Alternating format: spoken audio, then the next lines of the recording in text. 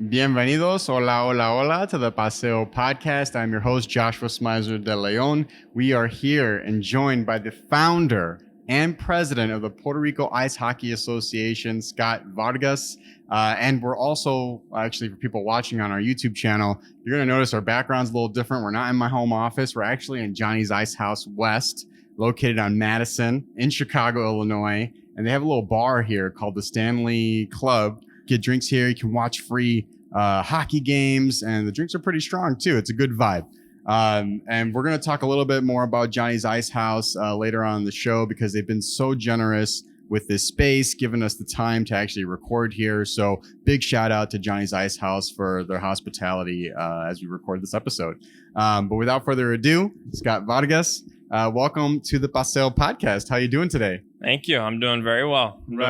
Thanks for having me. Right on. Actually, we met the first time, not this past weekend, but the weekend before, because the Puerto Rico team was playing against the Chicago team. Did I get that right? I just saw Puerto Rican flags walked in, and I was like, give me all the things. So Puerto Rico Ice Hockey Association had our first ever event that we hosted, and we chose the lovely city of Chicago to do so. So we had 105 players here.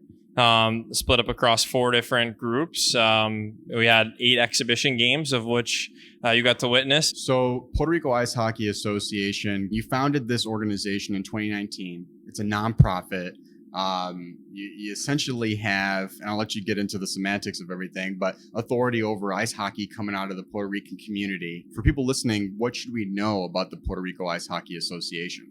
Yeah, so, I mean, elevator pitch, we're the sole governing body for ice hockey in Puerto Rico.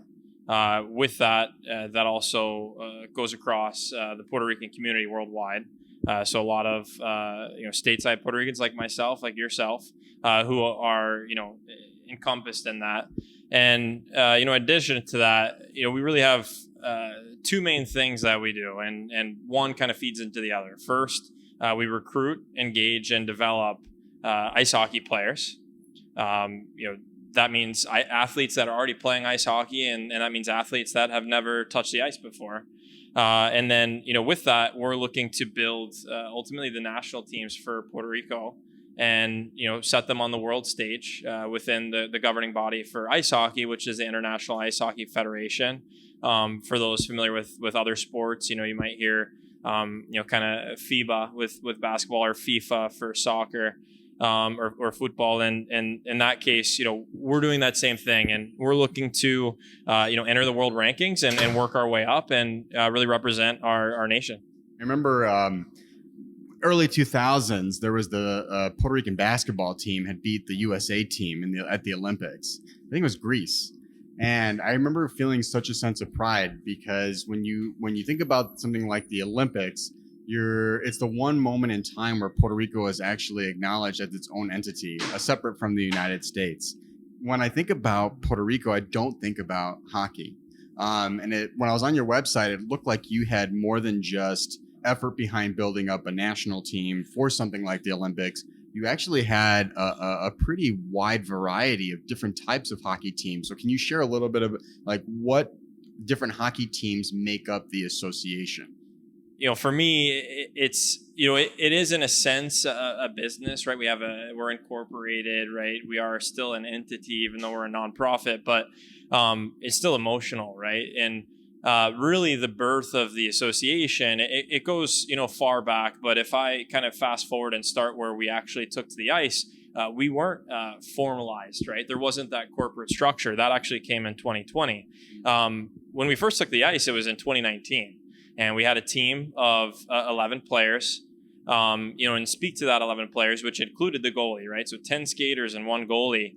Can I interrupt you? I'm ignorant to hockey as a sport. I love watching it, but how many people are allowed on a hockey team? What's the max that you can have on the ice? The standard is you'd have 18 skaters and 2 goalies, 1 goalie obviously playing and 1 on the bench. But so you had 11. We had 11 total, including the goalie. Wow. And we competed in a tournament that had other nations like Colombia, Brazil, Argentina, and we were in the second division of that tournament. And For me, that was my first time like really playing, in a kind of like tournament style competition since I had stopped playing in Finland. And it wasn't the highest level of hockey I played, but it was the most fun I'd ever had playing. And, to paint the picture further, like to create that kind of disparity from player to player, I was on the ice. I had my two brothers on the ice and my dad, who started playing hockey when he was in his 30s. When I started playing, right, he's born in San Juan, grew up in Levittown, and, he was on the ice with me, right? So, and he's recreationally plays in, a C League in Tampa, Florida. And, for me to have the most fun ever playing with that, I think it created a lot of that synthesis for what the association is today, which you alluded to. It's not just those national teams, it's that larger community. And, every week we have more people registering, and it's another person from another city or another state that's saying, hey, I play ice hockey, I want to be a part of this thing, right? So when we bring 105 people in one place, from all places across the nation, we have members in 25 states, DC, and Puerto Rico.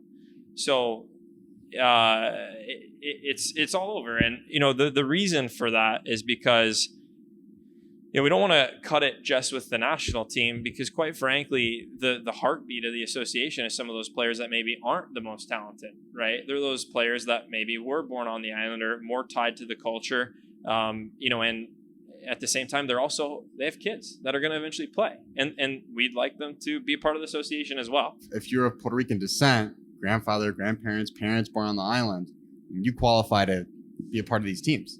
Yeah, so we have two forms of membership: full membership, partial membership, and that's a very new thing. So I think some of our members don't even necessarily understand that. We're trying to build some materials to make that easier to understand. But like, did you watch the Olympics here? I did, recently. Yeah. So Puerto Rico had athletes participating in the Winter Olympics. We had two athletes, and they were representing Puerto Rico through the National Olympic Committee. Which you referenced, we have that independent entity, and the rules are, yes, you could be eligible through birth, so you're born on the island, but you could also be eligible through heritage, which would mean it goes back 2 generations. So either your parents were born on the island or your grandparents were born on the island, and then last but not least, it could be through residency, which means you're a permanent resident, you pay your taxes in Puerto Rico, and those are the 3 different levels. So we have players that hit all of those different levels of eligibility that are a part of our association today. Right on. So looking at the makeup of the teams as they stand now, what would you say the breakdown is from Boricuas living on the island and Boricuas in the diaspora? Would you say a majority is made up of diasporicans, or a majority of your teams are made up of people from the island, like living on the island? Yeah, for sure. Mostly the diaspora. Individuals living on the island make up today, if I do some quick math, roughly it's just under 10% residents. That split, some of them were born in Puerto Rico, some of them moved to Puerto Rico, right? And then, we have 180 or over now 180 registered members today. So a large community. Do you think you have a majority of diasporicans interested in the association because hockey is just such a big deal here in the U.S. compared to on La Isla? Because there's like two hockey rinks in Puerto Rico, right? Yeah. So, well, first of all, if you think about concentration, stateside, right, in the diaspora, you have Chicago, which we just hosted the event in. Second largest concentration, you've got New York City, or the New York metro area. You could even extend that to New York State, quite frankly, now, which is the largest concentration. You got Philadelphia, that greater metro area, a large concentration, right? And then you've got Florida, which is a little more spread out. You got your pockets. You go to Orlando. There's a decent presence in Tampa. You got South Florida, right? So I think all of those cities, if you look at them, they've got NHL teams. And you think about like where I started, I was born in 1991. The Tampa Bay Lightning started in 1992. my dad wasn't like, oh, Scott, play ice hockey. Yeah. He didn't even think about that, but we went to a game and I was just hooked, right? My mom had season tickets. She grew up in Philadelphia. Mm-hmm. So she had season tickets to Philadelphia Flyers games, right? Right. Her dad, my grandfather, super passionate about ice hockey. He played. So it kind of came in from that side as well. But, being in that city where there is a team, it obviously plays a role. And, on your second point, there isn't an active ice rink on the island right now, at least not in the sense that there's a year-round presence, right? There's really been 2 rinks, one in Aguadilla on the west coast that was unfortunately hit pretty hard by the Hurricane Maria, and the damages are extremely large to the point where there's a good reason to believe that wouldn't be coming back, at least not the ice hockey part of it, right? At least not the ice. And then the other place is the Choliseo in San Juan. So they have ice making capability, and they don't use it all the time, right? But that is a permanent, or could be a permanent rink. It likely won't, because there's 16,500 seats, but maybe we can play there someday, right? Well, in that one end, the ice rink in Aguadilla, that's not even a regulation ice rink, right? No. Yeah, so even if the money was there to upkeep it, which we're talking hundreds of thousands of dollars to upkeep an ice rink, right? I mean, we see people watching, you can see the Zamboni out here. Like, fuel for that ain't cheap. The labor for that ain't cheap. Creating the ice is not cheap. I mean, keeping it cool here is not cheap. Yeah. Especially when you're in the freaking Caribbean. Yeah. But even if all the stars aligned and they were able to upkeep that ice rink in Aguadilla, it still would not be what players trying to get into the sport professionally would need. No, I mean, it's good from a supplemental perspective, right? Even here at Johnny's West, there's they call it the annex rink. It's not a full size, but it's great for skills, right? It's great in a supplemental level, but it's not regulation size in the sense you could have a standard game, right? It wouldn't meet the qualifications for the International Ice Hockey Federation if we wanted to host a tournament officially.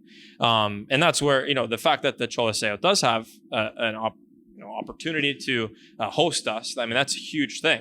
There's some nations, some islands in the Caribbean that don't have that, right? They don't have that currently, present facility. So we're fortunate in that regard. And I think we're a lot closer than some other, developing nations because of that. Okay, this is a super random question because I'm like thinking of the context of access. And I said earlier, like when I think about sports in Puerto Rico, I'm thinking basketball, I'm thinking baseball. And when it comes to basketball, as an example, I know Carmelo Anthony, big time Puerto Rican NBA player. Part of his foundation is building basketball courts on La Isla. And even like Viejo San Juan by La Perla, you can see a beautiful, beautiful court that his foundation built. Are there Puerto Rican NHL players? This is a super ignorant question, Scott. I'm glad you asked. This is a great question. Yeah. There has been one player that we know that has made it to the NHL. And he actually got to play with the New York Rangers. And we actually did a little interview with him for the players before they came up here. He was awesome at this time. His name's Cristobal Nieves. He goes by Boo. It's a nickname. And he played for the New York Rangers. I mean, and he's from New York in the Syracuse area. Yeah. But to your point, I don't know that many people knew. So tell me a little bit more about, because I do want to talk about your personal life and playing hockey and what got you into that. But I mean, you're aligned with the the governing body that essentially oversees the Olympic teams. What goes into starting an association like this? I'd imagine it's a pretty big undertaking. I mean, you founded it, you're the president. I mean, can you, like, at a high level view, what were the steps that you had to take to make this idea a reality? Well, I mean, structurally, right? The first step is just starting the entity. The next big thing was really starting to understand what those requirements are at that world stage level, which again, like I referenced, is the International Ice Hockey Federation, which isn't very easy to understand. I don't think it's not like they put it out there with 5 simple bullet points, right. but right now, like for example, we've got our application pending with them to become a part of that federation, right? And again, that, like I said, is one of our goals. We want to represent Puerto Rico in the best way possible, which we feel is working our way up those world rankings. I think the biggest, steps there were, what are those criteria to get to that point? And when we first started it, I think like there's a lot of people who are like, well, is that even possible? Right? Like, are you ever going to get there? And, once we understood what those steps were, it was like, okay, you need to align with the National Olympic, Association. And in this case, that's COPER. And, they have right now set up a federation, which kind of acts as that umbrella for all winter athletes. It's the Federation of Puerto Rican Winter Athletes. And, we aligned with them and it was a good fit because, they're looking to grow and didn't have a team sport yet in the sense of this size. I guess technically bobsled could be a team sport. I guess there's a couple other ones, but in the sense of like a team sport, how we typically view it, it didn't exist. So, it's a really cool fit because we're bringing in now 180 members and, we're trying to still find ways to connect with that community, which we haven't done necessarily yet. But it's on our roadmap, right? But past that point, the question was how do we structure to build something where we're able to create that funnel and bring players in? How do you identify people? We had 11 to start, right? And, really it started with this bit of, we just searched every which way possible, right? How do you reverse engineer, a search engine to figure out what keywords can direct you to which player who could be or is Puerto Rican or has Puerto Rican heritage, whether it be Google or social media, right? And once we were able to get some people through that activity and at least say, hey, this person could be Puerto Rican. Okay, let's make sure they know that our social channel exists. And then if they were, they'd see it and they'd be like, same reaction you had. Well, what's going on here? Yeah. Puerto Rico ice hockey. So I play ice hockey. I'm Puerto Rican. I want to be a part of that. Once we got that momentum, it became word of mouth. And right now, it's word of mouth. Yeah. I just met with someone else today. They found out because 2 guys that played with us in October who had jerseys wore the jerseys to a pickup here in Chicago. And then he was like, what are you talking about? Yeah. Like, what did you made those jerseys online? And they're like, no, we played. Yeah. And he's like, no way, you're joking. And that's like how it is now. Right. And it spreads. And even after this last event, some of our younger players that played, we had some people register and they said, hey, like, I just found out about this. My friend so-and-so just played. We want to be a part of it. So that was that middle ground. How do you, again, recruit players in the sense of finding those that are eligible to compete and grow that community? And then the last step, which is kind of this phase we're in now, is how do you then structure this to, maintain and remain steady for years and years to come, which we'll get a lot of that in the next following, months. Part of that goes with what we've already put into the application with the International Ice Hockey Federation, right? There's a lot of work that went into that, many documents. And now we're looking to leverage those documents we've already created to then build out the programming, right? How do we get our members together 3 times a year, right? We don't all live in the same place. Like I said, 25 states, Puerto Rico, DC, all spread out. How do we get people together 3 times a year? How do we build more events like that?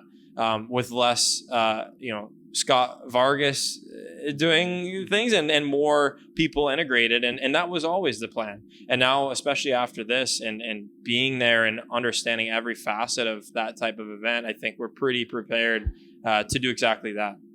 So looking at like the pool of talent out there with Puerto Rican nationality, would you say that's probably been the biggest challenge, like trying to get the word out there that the association exists and this is an opportunity for people to really tap into if they have a love of the sport?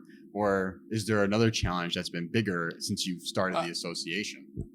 I honestly don't think that was the biggest challenge because like I said, you get that word of mouth effect and people are just absolutely passionate. Like when you take sports and then you take the pride of your culture and you attach it to, that's something that's magic, right? You don't get that every time. And that's why, again, this is so emotional. It's not, it's a product, but it's it's inside of each person, and it means something different to each person. What I think is the biggest challenge is how do we then get that and turn it to corporate level, right? Sponsors. I mean, that is a challenge. That's a hurdle. And I'm very aware. Like I put a submission or an inquiry in, or even a direct message to an individual that works with a corporation. What do they probably think? They see Puerto Rico Ice Hockey Association, and they're probably like, okay, right? Like that's probably the reaction, which makes sense. But that's why we're doing that ground level work to continue to grow the community, because each time I reach out, I say, hey, I reached out last time, we had 100 members, now we have 180 members, 25 states, DC, Puerto Rico. Hey, look, can we do something for you, right? That's a challenge though. So if anyone listening has anyone that would like to get involved, we'd love to hear from them and their business. I think the other challenge is, how do we then create that same network effect on the island? Which again, like I said, is one of our goals this year. And really that first goal is to just have a simple event. And that could be simple. It could be just ball hockey, or like you said, the individuals that you grew up with playing floor hockey. Like, can we just have a floor hockey clinic or even a floor hockey tournament? And once that happens, which at some level it's happened kind of before, right? There is field hockey on the island. So there's some sort of parallel there. Once that happens, I think we can start to build that up. And, the last challenge is obviously the big one, which is how do you build consistent programming on ice on the island, right? And I think, it comes, it's tertiary, because you got to do the other two first, quite frankly. You've got to get the sponsorship, and then you've got to get the membership on the island. And then, you can really start to convert, some of those opportunities that exist today. Hola, Joshua Smyser-DeLeon here, founder and host of the Paseo podcast. Thanks for listening to the show, where we highlight stories by, from, and about the Puerto Rican community, from La Isla to the diaspora. If you want to help us share the diverse and vibrant stories that make up the Puerto Rican communities here on Paseo, Boricua, and Chicago, and around the world, subscribe to our podcast on Apple Podcasts or wherever you stream your podcasts. Subscribing helps more people find the show and will help you make sure you never miss an episode. Leaving a 5-star rating and showing some love in the comments helps too. You can also give a donation by looking up the Paseo podcast on savechicagomedia.org. Okay, that's enough from me. Enjoy the show. So what would you say, perfect world, all the stars aligned, everything is going as you envisioned it. What is the long-term goal for PRIHA in terms of ice hockey's development in Puerto Rico? Mm-hmm. What's the long-term, perfect scenario? Just on the island or holistically? Yeah, you're making me second guess this question now, Scott. No, let's do we can break it down. We can break it down. And then diaspora. Yeah, so I think on the island, right? From a energy perspective, a cost perspective, year-round programming probably isn't it. But if we work with those spaces that can create ice today, and we're able to create some sort of consistent programming year to year, what does it look like to have 2 months or 3 months of ice in Puerto Rico? Maybe 30 days. Maybe it's a quick league. It's 12 games. What does that look like, right? What does it look like to then bring the team down there and have a weekend tournament every year, for example, right? And host people as fans that can actually come and attend that, right? I think that's the goal there. With that, the rest of the year, it's got to be built with programming that's inline, right?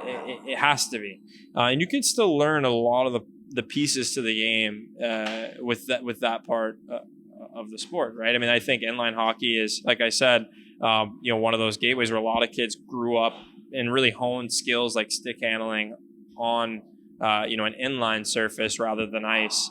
And with that, I think we have a year-round programming, and we can continue to attract talent on the island. And like you said earlier, there's like Carmelo Anthony, what he did down there, it just sparked a lot of attention, towards that game, and even what he did with soccer, right?